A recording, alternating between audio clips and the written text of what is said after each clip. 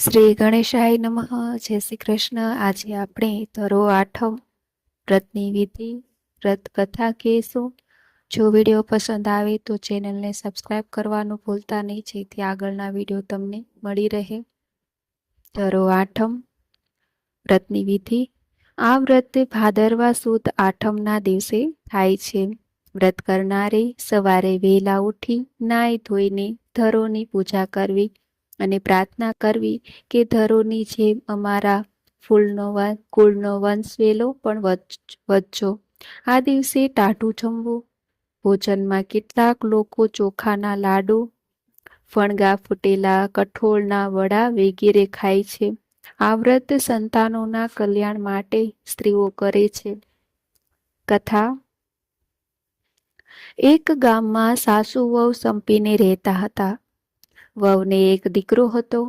તેઓ ખેતરમાં મજૂરી કરીને ગુજરાન ચલાવતા હતા. વહુ સાસુની આજ્ઞામાં રહેતી. તેઓ જેમ કહે તેમ કામકાજ કરતી.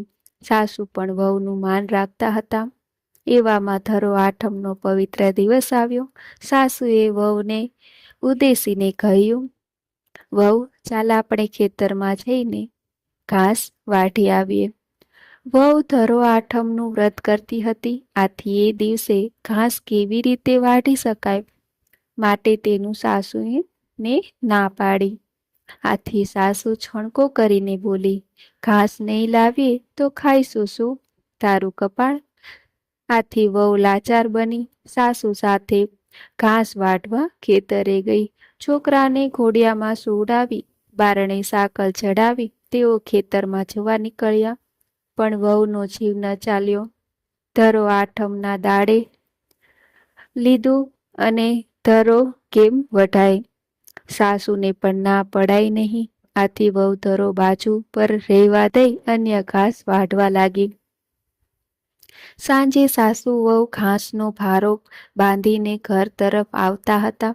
ત્યાં રસ્તામાં એક જણે સમાચાર આપ્યા કે તમારું ઘર આગથી ભડભડે છે, ઝટ ઘેર જાઓ.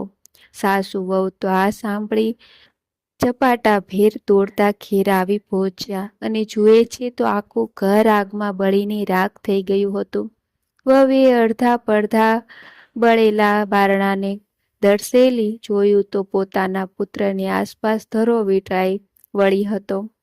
આ દ્રશ્ય જોઈ વહુ ખુશ થઈ ગઈ અને સાસુને ઉદ્દેશીને બોલી ઉઠી, જુઓ, ધરો આઠમનું આ મારું વ્રત ફળ્યું.